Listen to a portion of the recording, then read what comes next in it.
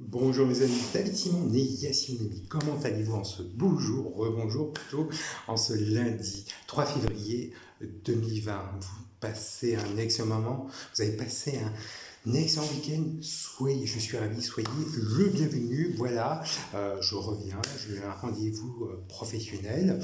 Donc on va plutôt aborder sur des sujets et des thèmes tels que, je dirais, on va dire sur des placements SCI familial, qu'est-ce qu'une SCI familiale, on va dire aussi sur des comportements, des compétences, management, des questions abordées sur des réseaux sociaux, LinkedIn professionnel, mais aussi réseaux sociaux, Facebook. On commence tout de suite sur le vif du sujet. Mon compte LinkedIn est consulté par le secteur de l'assurance AXA, le secteur de l'assurance aussi Groupama Centre-Manche, le secteur financier IONI financier. Alors pour quelle raison et pourquoi? J'ai été force vive attaché commercial chez Groupe Prévoir, agent mandataire secteur financier, secteur de l'assurance, et une des forces vives de chez Groupe Covea et même à Conseil en 2001. Voilà. Donc le groupe mobiliste, l'immobilier de luxe, ayant été géré négociateur dans le secteur de l'immobilier chez Foncière Le Lièvre, voilà, et le secteur de l'enseignement supérieur,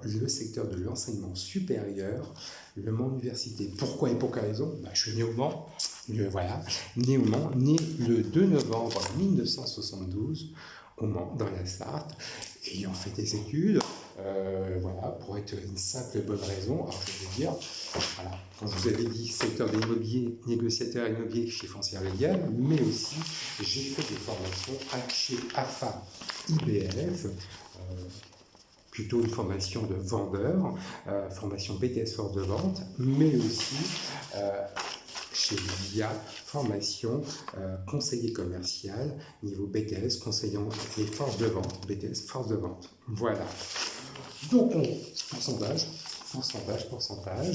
nous avons 21% de commercial, 10% de professionnels du divertissement, 10% de collecteurs de fonds, 5% de gestionnaires immobiliers et 5% d'étudiants. Oui, je comprends tout à fait les étudiants, ne voulez pas faire la même chose que moi. C'est tout à fait normal. Donc, une phrase de coaching pour bien débuter la semaine. Je vous avais dit la semaine dernière les 10 clés de la confiance. Et bien moi aujourd'hui je vais vous proposer, je vais vous dire les 5 E. Qu'est-ce que c'est les 5 E pour aborder, pour avoir l'élément de réussite dans l'entreprise? Enthousiasme, l'écoute, l'endurance, l'exemplarité et l'éthique. Alors l'enthousiasme, il faut aimer son métier, c'est le plus important. Aimer faire ce qu'on aime, c'est le plus important. Ça, c'est très très important. Travailler dans la bonne convivialité, dans la bienveillance, c'est ce qui nous permet de performer. L'écoute, c'est un des éléments le plus important. Pratiquement je dirais pour réussir, il faut pratiquement aller 70 à 90% d'écoute et 30% que vous parlez au niveau de la communication. Ni plus ni moins que ça. C'est très important et ça donne de l'empathie et de la confiance et de l'attention. Voilà. De l'endurance, c'est une des plus difficiles du métier de l'endurance. Il faut savoir endurer. Comme vous abordez, c'est une des choses les plus difficiles, mais celui qui endure finit par gagner. C'est une phrase de Bouddha. De l'exemplarité. L'exemplarité, on l'a automatiquement dès notre naissance, de par l'éducation. Ça, c'est très important. Fait par nos parents et fait aussi par le professionnel dans l'entreprise. Vous l'avez automatiquement. Et ça s'apprend dès le départ, dès le jeune âge. Voilà. L'exemplarité au niveau professionnel. Voilà. Ça se parle de la bienveillance, de la politesse, voilà, ni plus ni moins que ça. Et puis, du professionnalisme. Et de l'éthique professionnelle, de l'intégrité. Il faut être assez intelligent, voilà, très intelligent, ne pas être au-dessus, en dessous, éthique professionnelle. Voilà, c'est ce que je pourrais vous aborder, vous le dire dans tous les cas. Les 5 E, enthousiaste, écoute, endurance, exemplarité et éthique. Voilà. Alors, encore une fois, je souhaite encore je dirais un encouragement pour ma fille Nette, dont je vous avais dit ce matin très très tôt. Elle fait un stage d'observation, un stage de troisième, stage d'observation concernant dans le monde de l'entreprise, à la fin je dirais, du collège, à la fin de la troisième, pour connaître le monde de l'entreprise. Et elle fait ça, comme je vous avais dit au préalable ce matin, au collège Joseph Weisman. Elle fait auprès d'un cabinet médical, auprès d'un cabinet d'avocats, maître Magali Minou. Donc voilà, je le remercie, ayant été surveillant pénitentiaire au poste de parole-avocat, ex-salarié de l'État régalien, sous le l'administration pénitentiaire, ministère de la Justice. Voilà, mais je l'embrasse très très fort. Voilà, je pense à elle. Voilà, je l'ai eu hier soir, il n'y a pas de souci. Donc, de l'intégrité, du sens de l'observation, du professionnalisme, c'est mon sens, c'est mon ADN, c'est ma finesse. Donc, j'ai totalement confiance en ma finesse. Voilà, je l'embrasse. Donc, on va commencer une première question. La première question, quelles sont les compétences de soft skills? Ce sont des compétences douces. Il y a 3 familles. La première famille, c'est la famille de la communication. De savoir communiquer. Il est très très important. Réseauter. Savoir réseauter, ça veut dire former des femmes de famille, de personnes qui vous permettent de vous élever professionnellement parlant, travailler en équipe, et judicieux même, très important, travailler en équipe, négocier et être influent dans votre entourage professionnel, ça c'est important. Deuxième famille, agilité, prise de recul, savoir mettre un peu plus de recul au niveau professionnel, en cas d'échec, se relever, se remettre en question et relever le niveau, voilà. Gestion du stress. Gestion du stress, vous avez un chef, je dirais, un de vos supérieurs qui vous donne, je dirais, une tâche professionnelle et il faut savoir, à un temps donné, précis, et il faut savoir travailler dans l'urgence, ne pas paniquer, être consciencieux, organisé et être impliqué dans le travail. Ça, c'est la gestion du stress, gérer ses émotions. Ça se travaille. Voilà. L'ouverture d'esprit. Il ne faut pas être, je dirais, pas rester dans un carcan, être ouvert d'esprit, ça c'est très important. Et ça implique aussi la créativité. La flexibilité des horaires.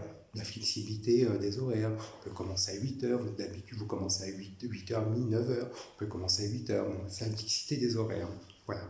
Aussi flexibilité d'humeur. Voilà. Prise d'initiative. Il est hyper important de prendre des initiatives et l'efficacité au niveau professionnel. Troisième famille, la personnalité, la confiance en soi, dont je vous avais dit au préalable la semaine dernière. La persévérance, ça se travaille. Vous les connaissez, la persévérance. Vous le travaillez au niveau du sport, ça se travaille dans le niveau du sport, au niveau, dans tous les domaines. La persévérance, ça se travaille automatiquement.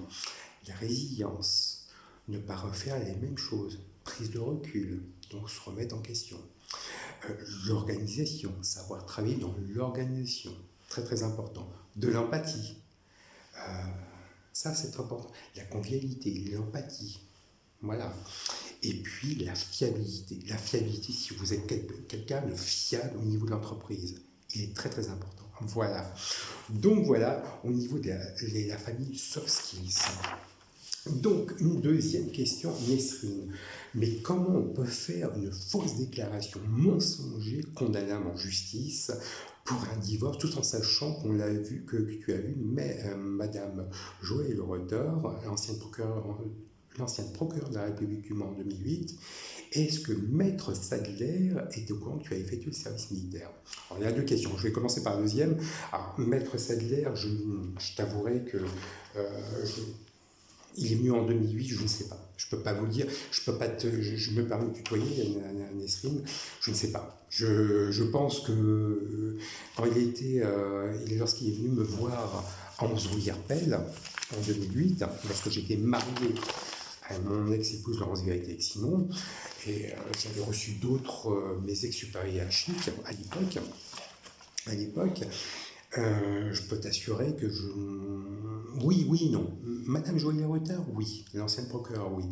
Maître Sadler, non. Donc, je te dis, pour bien, faut analyser correctement. Il y a un message fort au niveau de l'avocat. Quand tu deviens avocat, pour Maître Sadler, qui est inscrit avocat de barreau du Mans, quand tu prêtes serment, je jure comme avocat d'exercer mes fonctions avec dignité, conscience, indépendance, probité et humanité. Ce sont les phrases, je dirais, ce sont les mots quand tu prêtes serment dans la cour d'appel. Voilà, je le dis avec une sincérité, une authenticité. Voilà. Donc en plus, doublement, parce que ma fille fait un stage auprès d'un cabinet d'avocats. Voilà, donc je prends quand même la mesure et le professionnalisme. Je ne pourrais même pas à l'heure actuelle te dire, bon voilà, je prends du recul, c'est pas la première fois, lorsqu'on a un divorce, c'est beaucoup de questions qui sont abordées auprès de mon divorce, auprès de mon agression. Même la semaine dernière, j'ai abordé ce thème-là. Donc, comment t'expliquer ça? Il faut le prendre avec un peu plus de recul, un peu plus je dirais, de professionnalisme. Voilà, comme j'avais dit, on ne peut pas tout faire et tout faire n'importe quoi. À l'heure actuelle, je dirais même un divorce. Un divorce, c'est 50-50 et après, on avance. Et là, c'est un divorce, là, c'est un divorce. Honnêtement, je ne prends pas... c'est un divorce des années 80-90. C'est un paradigme d'une mentalité des logiciels matrices des années 80. Je ne mens pas. Je ne mens pas. Donc, pourtant, un Français d'origine marocaine berbère qui est né au Mans, qui a effectué le service militaire, je n'ai pas menti, donc je mets tout en œuvre, qui a effectué le service militaire, donc je peux pas, voilà, qui a fait ses classes au 2e régiment d'infanterie marine, et qui était, voilà, 2e régiment d'infanterie marine, caserne de Saint-Martin-de-Patière, et qui était affecté en qualité de serveur. C'est un divorce en tartuffe en branche. Donc je pense qu'à l'heure actuelle, si je te dis, il y a eu violation de domicile. Si je reprends les éléments step by step. Violation de domicile sans commission rogatoire auprès d'un dépositaire de l'autorité publique judiciaire. Voilà. Lorsque j'étais surveillant pénitentiaire, stagiaire à Val-d'Oise, sans commission rogatoire, c'est une violation de domicile, condamnable en justice, très très important de le préciser. À partir de ce moment-là, plus une violation, une agression à caractère discriminatoire, quand je faisais mon running, je dirais, à l'éolienne, à changer, ça c'est très important de préciser, lorsque les 3 auxiliaires de justice, maître Pascal Paris-Duval, maître Marc Léon et maître Caroline David, je les connais depuis quand j'étais adolescent, 4 boulevard Robert Schumann, ça serait malvenu de ma part, ils me connaissent. À l'époque, j'avais les cheveux rasés, j'étais fin, je faisais très très sportif. Bon voilà, pour être franc, j'ai eu la chance, quand j'étais surveillant pénitentiaire, j'ai assisté à l'émission de Madame Rachida Tati, Madame ex-ministre de la Justice et des Libertés, et Madame la garde des Sceaux. Donc voilà, dans l'émission Vivement Dimanche, la sécurité pénitentiaire, donc ils ont contacté la DGSI, la DGSE, le ministère des Armées, le ministère de l'Intérieur. Donc, à partir de ce moment-là, j'ai eu la chance aussi, avant l'agression, j'ai eu la chance de rencontrer la famille royale marocaine, la famille royale britannique et la famille royale espagnole à 11 rue Herfel. Et lorsque j'étais toujours marié à mon ex-épouse, parce que j'ai effectué le service militaire 15 juin 95-04, 2e régiment d'infanterie marine 95-04. Donc voilà. Plus agression à caractère discriminatoire, il y a eu intimidation intimidation, incivilité et agression, donc déféquer, uriner. Les auteurs habitent ici, je dirais au 21 et 23 Hippolyte de Cornuille. Voilà, donc je suis ici. Donc 21 rue Pasteur, donc je l'ai eu le week-end dernier. Donc voilà, donc déféquer, uriner, malaise cardiaque. Heureusement, mon ex-collègue m'a sauvé. Les services d'enseignement de la Sarthe se sont introduits au poste de paroi avocat quand j'étais surveillant pénitentiaire. Donc, beaucoup de choses, violence en réunion, corruption de fonctionnaires, violence auprès d'un dépositaire de l'autorité publique pénitentiaire judiciaire, surveillant pénitentiaire, agression à caractère discriminatoire auprès d'un militaire du 2e régiment d'infanterie marine. Il y a eu homicide involontaire, il y a eu un malaise cardiaque, dont j'ai eu une audition auprès de l'avocat chef Karine Jacoulon. Donc, éléments légaux, éléments matériels, malheureusement, les faits ont daté de 10 ans. Il y a beaucoup de surveillants et ex-collègues, comme un surveillant pénitentiaire, ont été agressés. On va en cassation, on va à la plus haute juridiction de l'ordre judiciaire français. Plus le divorce en tartuffe en manche, tout est bien. Je dirais, regardez, Madame d'Estréné Péchard qui avait dit aucun et au lieu de parenté au niveau avec les parties, mais si, elles étaient présentes, témoins de mon mariage. Et oui, elles venaient à l'hôpital du Mans à la naissance le 6 juin 2005. Moi, David Simon, né Yassine Nemi, en bordant ma fille Inès, née le 6 juin 2005, Inès Anaïs Laurent Simon, née le 6 juin 2005 au Mans dans la Sarthe. Et voilà. Donc je ne peux pas mentir. Voilà, Madame Valérie Destré. Donc, plus ça, collègue de la SAIM, moi, David Simon, né Yassine Nemi, en 2000, avec les collègues de la SAIM, la voie juridique Covéatrite. Et je suis un ancien force vive. Donc, plus ce tartufferie en branche, ça fait beaucoup, oui, ça fait beaucoup. On va dire, c'est une affaire à la fois une dimension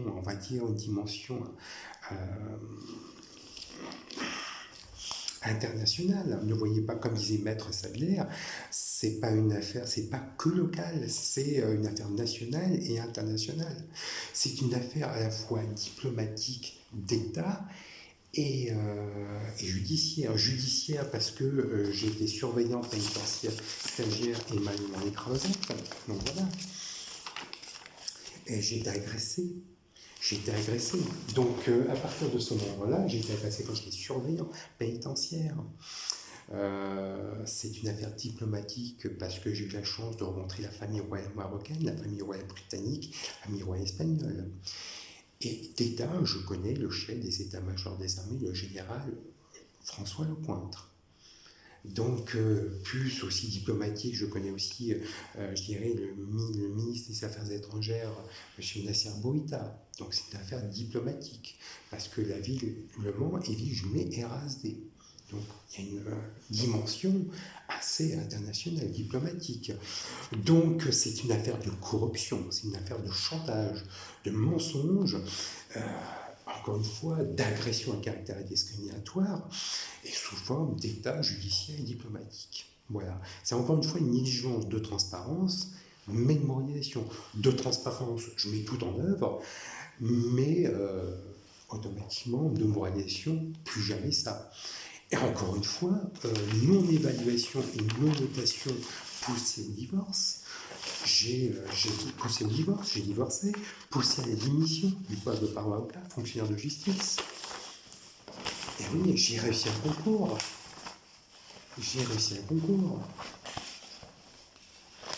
Et oui. réussi un concours, passé à l'ENAP, à l'École d'administration pénitentiaire, à Jeanne, une plus belle institution du ministère de la Justice. J'ai réussi un concours d'État. Non-notation des supérieurs hiérarchiques. Donc ça constitue une discrimination. Donc vous ajoutez, ça fait un millefeuille en tartufant. Bon, vous connaissez la belle pâtissière que j'apprécie, le millefeuille qui est composé, je dirais, d'une pâte feuilletée, d'une crème pâtissière composée sur 3 pièces ou 4 pièces à votre convenance. Moi je l'ai en multi-pièces. Voilà. Donc, voilà, donc je vous avais dit la semaine dernière, lors de mon mariage, c'était une tartuffe en branche. Voilà, je vais vous dire. Voilà. Donc je vous avais dit, voilà, mon beau-père, mon ex-beau-père, voilà, qui conversait avec le maire adjoint. Voilà. Monsieur Jérôme Guibert, et qui me dit mais comment on fait passer Monsieur Simon Yassine pour un arabe, alors qu'il est français d'origine marocaine berbère. C'est dans le contrat, mariage de convenance. Et pourtant, je suis né au Mans, né le 2 novembre 1972 dans le Mans de la Sarthe. J'ai changé mon nom pour des raisons discriminatoires. Voilà. Voilà. Donc, ils n'acceptent pas les Français d'origine marocaine, berbère, de confession juive. Parce que je suis juif. Voilà. Et on me dit, mais qu'est-ce qu'il fait là, Monsieur Simon, Monsieur David Simon et Yassine Nami? Il fait pas, non, mais oui, normal, je suis confession juive. Et la famille royale marocaine est au courant. Mais ça pose un problème au Mans. Ça pose un réel problème. Donc, voilà. Donc voilà, c'est ce qui explique pour donner de la crédibilité, de la confiance, aujourd'hui, j'accorde aucun crédit aux avocats de barreau du Mans. J'accorde aucun crédit. J'étais ex-salarié de l'État régalien. Ce serait même insultant de ma part de ne pas me défendre. Rien ne justifie de telles preuves, de telles actes. J'étais ex-surveillant. J'ai pris les instruments juridiques qui me sont à ma disposition. Voilà. Donc, il serait insultant parce que j'étais ex-salarié de l'État régalien. Donc, ce serait insultant de ma part. Mais il faudrait, c'est la théorie du boomerang. La théorie du boomerang. Vous envoyez un pavé dans la masse, ça vous revient automatiquement dans le visage. Les personnes se sont introduites dans ma nœud de vie privée, comme disait l'adage, pour vivre heureux, vivons cachés. Voilà. Est-ce que les mariages mixtes, on se pose une question, est-ce que les mariages mixtes français d'origine marocaine berbère sont bienvenus ici? Je ne pense pas, parce que je suis français d'origine marocaine berbère de confession juive, né au Mans. La vie des jumelés est RSD. Diplomatie. Donc voilà. On se pose des questions aussi, ça pose une question aussi en termes aussi de confiance, de crédibilité de la justice. Je travaillais, quand j'étais surveillant pénitentiaire stagiaire et Malemont les Croisettes, je travaillais avec le service du parquet, terriblement. Quelle est la crédibilité, comme je vous avais dit, quelle est la crédibilité des services d'enseignement de ça, parce que lorsqu'ils sont employés chez moi, en appel, violation de domicile sans commission rogatoire, comment la crédibilité, pourquoi Olivier Rayon a laissé entrer les services d'enseignement d'Alsat?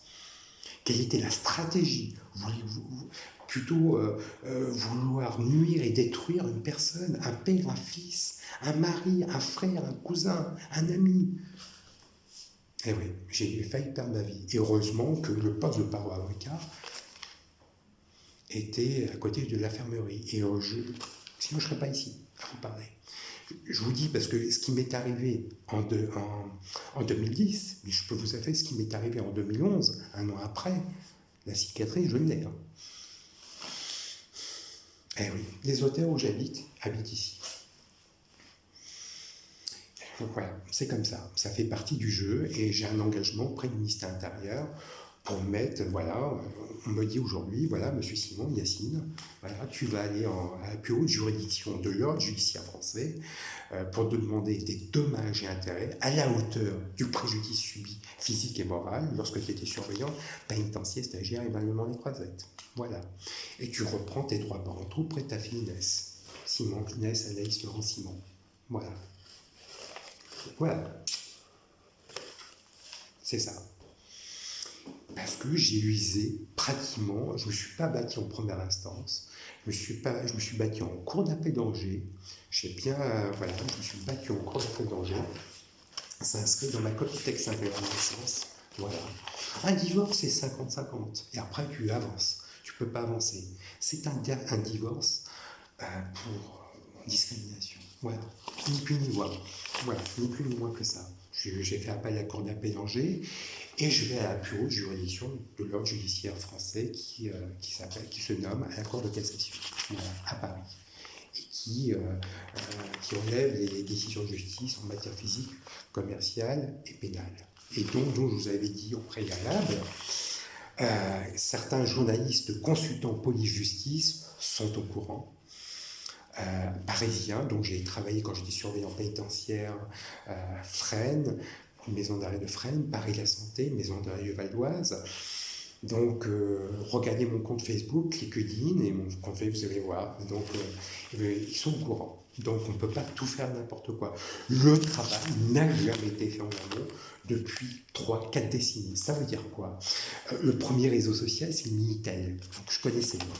J'étais un fan de Minitel. Et voilà, sur YouTube, Facebook. Voilà, je mets tout en œuvre. Voilà. Eh oui, voilà. Donc, regardez le compte Facebook des avocats, barreau du Mans, des UGA. Je n'ai pas fait de compromis. Et jamais je ne ferai de compromis avec les avocats et les UGA. Pour une simple et bonne raison. J'ai fait tout le service militaire. 15 ans de manger, 15 ans de saint manger à 95 avocats, 15 ans de Saint-Martin-des-Paniers. Voilà. Je ne ferai aucun compromis. C'est pour ça que je suis divorcé. Pour ça, pour une simple et bonne raison. Rien ne justifie de tels propos, de tels actes. Et je vous avais dit, au ministère intérieur marocain, ils sont au courant. Au ministère intérieur, j'ai eu la chance de rencontrer certains chefs des états-majors des armées, que ce soit marocains, royal marocain, français, israéliens, américains, de différents pays, espagnols, anglais, britanniques. Eh oui, soit ça se termine, dans tous les cas, soit ça se termine dans tous les cas, dans les annales de la paix de justice, soit ça fait jurisprudence dans tous les cas. Soit jurisprudence au lieu de ma violation de domicile à caractère discriminatoire, violation quand je faisais mon running, violation quand j'étais surveillant pénitentiaire, violation au niveau de mon divorce. Voilà. Donc voilà, l'escrime, ça fait beaucoup de choses, mais il faut donner un sens républicain, un sens de la confiance et de la crédibilité au niveau du justiciable. Je suis interdit du TJ Le Mans, je suis interdit du commissariat, je suis interdit de travailler dans la gendarmerie, je suis interdit de travailler préfecture. Voilà, même de travailler dans la Sarthe. Et c'est ça. Et c'est comme ça. Mais j'ai fait un choix. Ça fait partie du jeu. Mais il faudra répondre, soit ça reste dans les annales de police-justice, soit ça ferait jurisprudence. Voilà l'esprit. Si je peux conforter cette question. Voilà. Alors, on va aborder le cross-skilling. Qu'est-ce que le cross-skilling? Le cross-skilling, c'est une compétence. Il est très très important. Ça veut dire quoi? Être polyvalent dans une entreprise. Ce sont des compétences très très attendues dans le monde d'entreprise. Ça vous permet d'étendre vos compétences. Alors, qu'est-ce que les atouts? Devenir plus agile et plus polyvalent, c'est une valeur beaucoup plus importante dans une entreprise, une valeur à 360 degrés. Ces compétences, pourquoi se former, être beaucoup plus polyvalent et agile à la recherche de nouvelles opportunités dans le monde d'entreprise et évoluer ses compétences dans de nouvelles technologies. En conclusion, être agile et s'adapter au changement en passant par la clé de la réussite et la sécurisation professionnelle. Voilà. La SCI familiale, qu'est-ce qu'une SCI familiale? Ça permet aux membres d'une famille d'être propriétaires à proportions différentes. Les statuts régissent son fonctionnement. Ils doivent impérativement être dirigés et par écrit par professionnel du droit, en un mot, un notaire, qui dirige la SCI, soit c'est un gérant est nommé pour traiter les affaires courantes.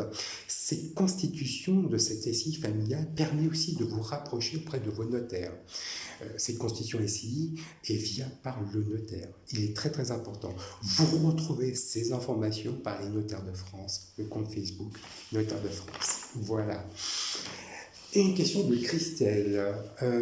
Alors Yacine, tu rencontres toujours des défis au niveau des anathèmes, la caractère discriminatoire. Je t'avouerai, premier fait qui se coule, quand tu sors dans la rue, oui, je rencontre des incivilités. Oh, il ne fait pas Ramadan. Oui, je suis français d'origine marocaine qui a fait l'armée, mais qui est de confession juive. Voilà, je suis de confession juive. C'est comme ça. Il faut le dire. Le monde n'accepte pas les personnes de confession juive. Je suis de confession juive. Voilà. C'est comme ça, il faut l'accepter. Quand tu vas je dirais, moi je suis allé dans des commerces. Moi j'aime bien, quand je déjeune avec ma fille, j'aime bien acheter des belles pâtisseries. Voilà. Je suis allé dans une petite boulangerie, et j'avais une vendeuse en boulangerie. Voilà. Il ne fait pas Ramadan. Quand tu vas dans une boulangerie, dans un commerce, tu inspires une politesse, un sens de l'accueil, de l'empathie, un sens du service. Mais la loi 1905, elle est inscrite dans la Constitution.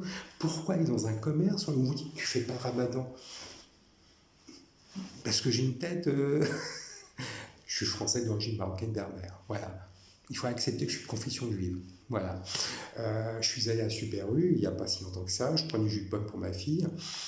Et, stagiaire, quand je vous avais dit au préalable, maîtrise de soi, contrôle de soi, tranquille chat, ça veut dire zen, gentleman. Donc voilà, je suis imperméable à toute critique. Voilà, c'est ça. Voilà, et puis le week-end dernier, tous les sorties des boîtes. Il est musulman, je ne suis pas musulman. Voilà, je respecte toute religion, mais je ne suis pas musulman. Je suis français, d'origine marocaine berbère, de confession juive. Voilà. Il faut accepter. Et si vous n'acceptez pas, je suis désolé, passez votre chemin. Et c'est ça. Donc ça devient un conflit intercommunautaire. Voilà. J'ai fait l'armée. La direction des renseignements militaires savent mes origines culturelles et ma filiation parentale. Voilà. C'est comme ça, je suis fier de mes origines. Voilà. Mais je suis de confession juive. Il faut l'accepter. Il y a deuxième effet qui se coule. Quand vous rentrez dans le commerce, c'est agression à caractère discriminatoire. Même les salariés des commerces vous traitent de tous les noms. Donc moi, j'inspire à une certaine tranquillité et bien-être. Mais c'est comme ça. Et il y a le week-end hier, j'ai fait mon running dominical, insulte à caractère discriminatoire. Rien ne justifie de tels propos, de tels actes. Ce sont des pollutions verbales, c'est une pollution verbale condamnable en justice. Et j'ai pris les instruments juridicaux qui me sont à disposition. J'ai porté plainte. Voilà, ni plus ni moins, il n'y a pas de souci. Et puis, voilà, quand je vois ma fille Inès, l'entourage, les voisins de palier, il est là, enfin bref, toujours des anathèmes. Ça devient un conflit intercommunautaire. Il y a une mixité sociale, et voilà, c'est comme ça. Ça fait partie du jeu, Voilà. Et là, je suis à la maturité judiciaire, je vais partir. Je suis obligé de partir. Voilà, Christelle. Mais il n'y a pas si longtemps que ça, j'ai pas dit bonjour à des élus locaux. Je suis interdit de dire bonjour. J'habite à côté à madame l'élu locale Hélène de Poste, maire adjointe du service jeunesse. Je n'ai pas le droit de dire bonjour à des commerçants, à des gens qui ont été au courant de mon agression à caractère discriminatoire lorsque je les surveillants, qui côtoient les salariés en monastère. Moi, j'appartiens au ministère des Armées. J'appartiens au ministère des Armées. J'appartiens pas à ces personnes-là. Voilà, pour moi, c'est fini. Pas besoin de dossier administratif. Vous n'avez pas besoin de ça. Les services d'enseignement de la Sarthe. Vous m'avez vraiment défiguriné. On va à la plus haute juridiction de l'ordre judiciaire français. J'appartiens au ministère des Armées. Voilà, ni plus ni moins que ça. Voilà. Ni plus ni moins que ça.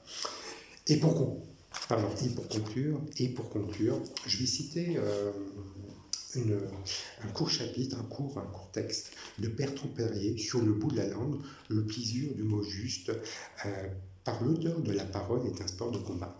Voilà. Donc je vous avais dit des éloges, le serment. Le serment. Les premiers mots de l'avocat sont « je le jure ».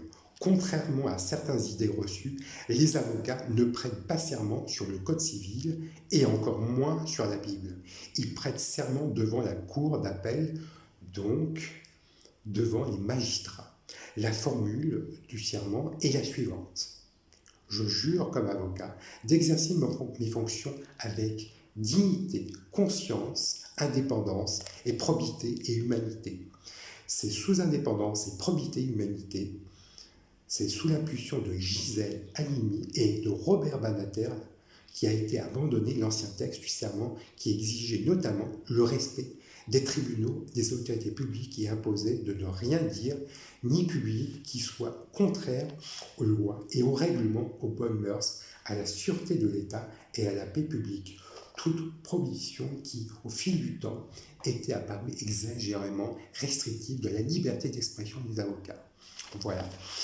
C'était Bertrand Perrier sur le bout de la langue, le plaisir du mot juste. Bertrand Perrier est avocat au Conseil d'État et à la Cour de cassation qui enseigne l'art oratoire et à Sciences Po à HEC et a participé à Film à voix haute. Il contribue à la formation des participants au programme Eloquentia qui désigne chaque année le meilleur orateur de la Seine-Saint-Denis.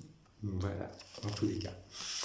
Donc voilà, mais dans une république, pour bien dire les choses, dans une république, on doit, dans un état de droit, dans une république, je suis républicain, ayant été fait service militaire, on doit respecter les acteurs judiciaires, que ce soit les avocats, les magistrats, les policiers nationaux, les avocats, les magistrats, les gendarmeries nationaux, tout le monde, tous les acteurs judiciaires et huissiers. Voilà.